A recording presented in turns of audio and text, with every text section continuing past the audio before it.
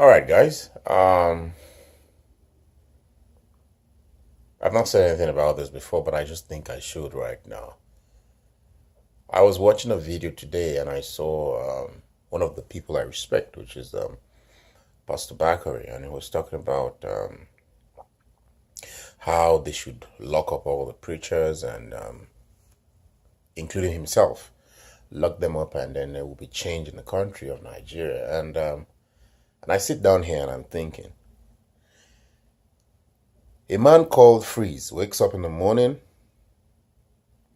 and comes over and talks about tithing in church, saying it's the wrong thing to do. Mr. Freez,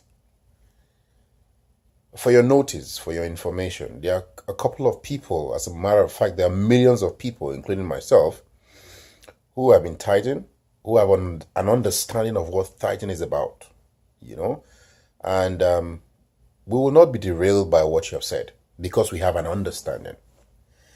The people you have successfully deceived, or the people that you have as your followers currently, are the people who go to church but they don't tithe. And so they're just looking for a justification not to tithe. So you have successfully won them over to yourself as your flocks, which is okay. So it's okay. You have your own opinion, and you have brought out your opinion to the public, and then everybody has seen it. Everybody has heard you, and that's about it. My concern goes to the pastors and preachers and teachers, most especially in Nigeria. The Bible calls us the body of Christ. The Bible also says a house that is divided against itself cannot stand. And in churches, you hear preachers telling us to unite, that we are one, we are the body of Christ. Now, these same preachers have someone who comes up and says it is wrong to tithe. The money that should be used for tithing should be used to buy drink in the church.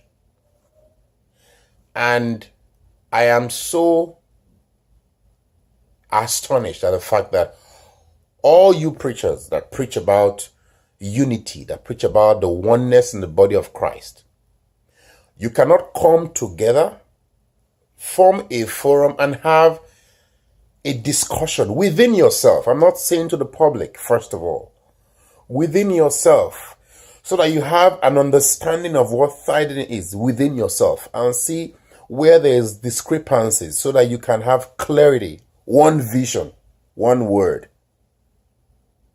Not for the sake of Mr. Freez, but for the sake of the flocks, the followers, those who may not be tithing anymore, not because the money is going to your pocket, because I would always hear preachers say tithing is for your own benefit. And if you have a knowledge of what tithing is about, you will understand that it's for your own benefit. But I'm not here to preach that gospel to you. I'm not a pastor. I'm not planning to be one. I feel it's a very huge responsibility for those who are doing it very well. For those who are doing it rightly, being a pastor is a huge responsibility. So I'm not planning to be one. I'm not going to be one. I'm not called to be one. I know what my ministry is, So my point is to the preachers out there, those we look up to as fathers in the faith, the likes of Pastor Tunde Bakari, the likes of Bishop of Kenaland or Yidekbo, the likes of a man I respect so much, Gio of the Redeemed Christian Church of God, and so many other, Bishop Michael Okonkwo, Bishop Benson, not the late Bishop Benson, that was a great man of God. I'm sure if he was alive, Freeze, your brain would have been unfrozen by now. The light of Omobude, fathers in faith. I would expect that there will be that oneness, as we have called the body of Christ. There will be that oneness. The likes of Paula De Ferrasi. Where are you guys? Come up together. Have a discussion within yourself and have one voice so that your followers will hear the truth and know the truth. It's not in keeping quiet.